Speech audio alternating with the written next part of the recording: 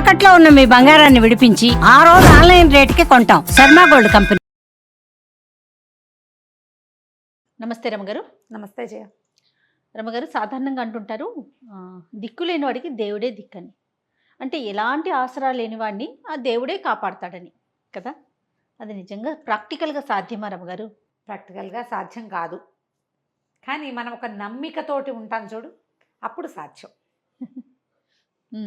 ఇప్పుడు అమ్మా నాన్న ఉన్న జీవాలే ఉన్నాయా అన్నీ లోకంలో? లేవు కదా. అమ్మా నాన్నలు లేకుండా అమ్మా నాన్న నుంచి తప్పిపోయినవో, బయటికి వెళ్ళిపోయినవో, బలవంతంగా తీసుకెళ్ళిపోబడినవో, ఏదైనా ప్రమాదానికి లోనైనవో జంతుజాలము బతికేస్తుంది, మానవులు బతికేస్తారు. అంతే అంతే.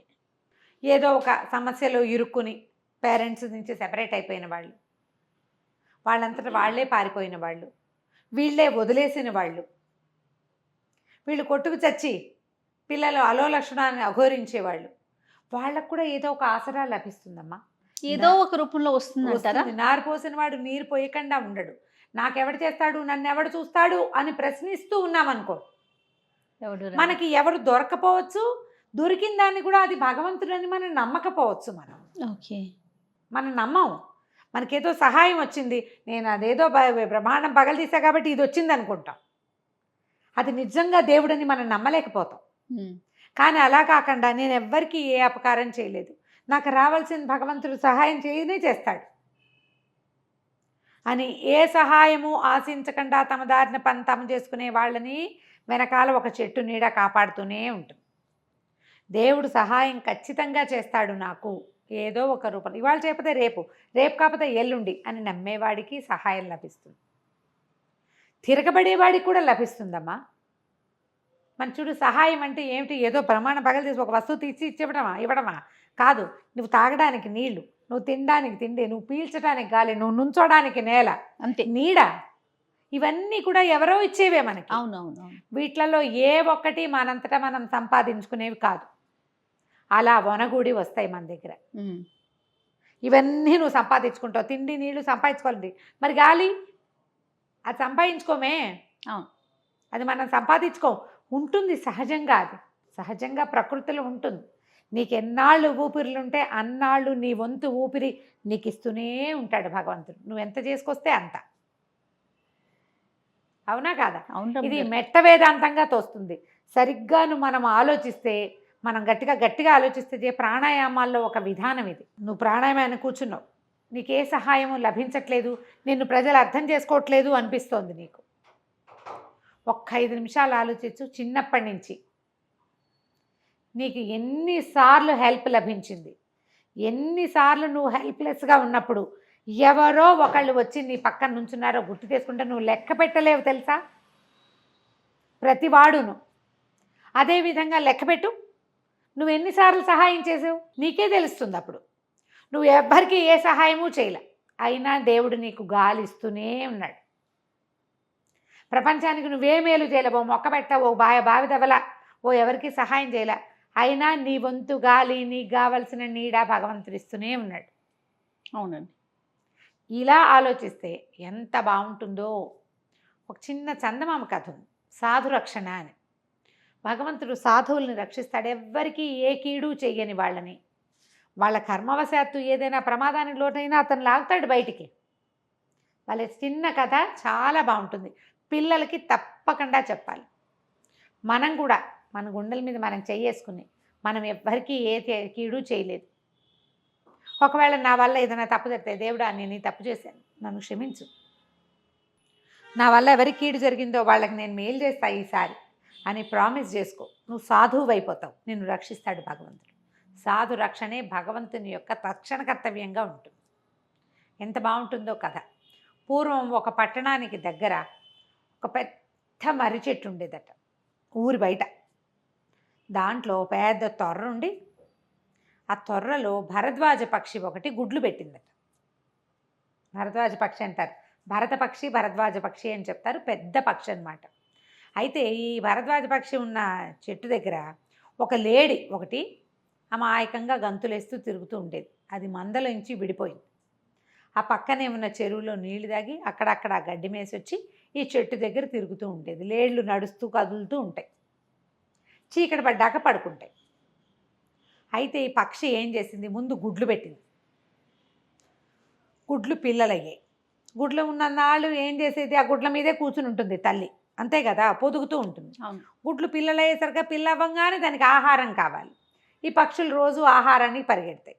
ఇది ఆహారానికి వెళ్ళినప్పుడు అక్కడక్కడ కనపడిన వేటగాళ్ళని చూసి ఇటు వచ్చి ఈ లేడీ చెప్పింది తినేస్తాం, జాగ్రత్తగా ఉండు, నేను వచ్చేటప్పుడు చూసిన వేటగాళ్ళు ఎవరైనా నిన్ను చూస్తే నిన్ను పట్టేస్తారు, ముందు కొట్టేస్తారు, పట్టేయడం సంగతి ఎట్లా ఉన్నా, పట్టేది ఎందుకు, కొట్టడానికే కాదు, జాగ్రత్తగా ఉండు, ఇలా అన్ని చోట్ల ఓపెన్ ప్లేసుల్లో తిరగబోక అంది. అయితే ఈ లేడీ సన్నగా నవ్విందిట. నవ్వి పిన్ని అందనమాట. రాస్తారు చందమామ కథలో అది.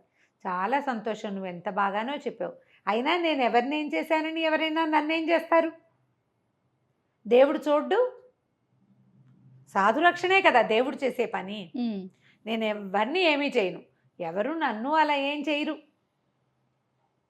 పర్వాలేదులే, నువ్వు ధైర్యంగా ఉండను.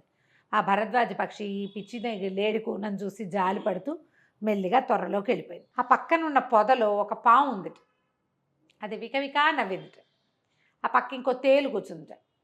ఏంట్రో అన్నయ్య అంతంత నవ్వొచ్చింది అంటే, చూడు ఆ భరద్వాజ పక్షి అదేదో పెద్ద పుడింగిలాగా ఈ లేడీకి సలహా చెప్తోంది, వేటగాళ్ళు వస్తారు నిన్ను పట్టుకుంటారు, నీ పిచ్చిది, రేపు జరగబోయే సీనే దానికి తెలీదు అంది, విషయమే తెలీదు అనేసరికి తేలింది. ఏమిట్రో ఏం చేయబోతున్నావు, ఏముంది, 4 పిల్లలను వదిలిపెట్టి పక్షి రోజు వెళ్ళిపోతుంది, 4 పిల్లలు మనకు ఒక పూట భోజనం, రేపొద్దున అదెటు వెళ్తుంది, మనం ఎటు వెళ్తాం, భరద్వాజ పక్షులు చూస్తే పొడి చేస్తాయి పాముల్ని, పెద్ద పక్షి అది, రేపొద్దున అదెటు వెళ్ళిపోతుంది, నేను ఇటుకు చెట్టు ఎక్కేస్తా, ఎక్కితే ఏముంది, 4 పక్షులు ఒకసారి తినేస్తే అయిపోయినట్టే, పిల్లల్ని తింటే ఎంతో బాగుంటాయి.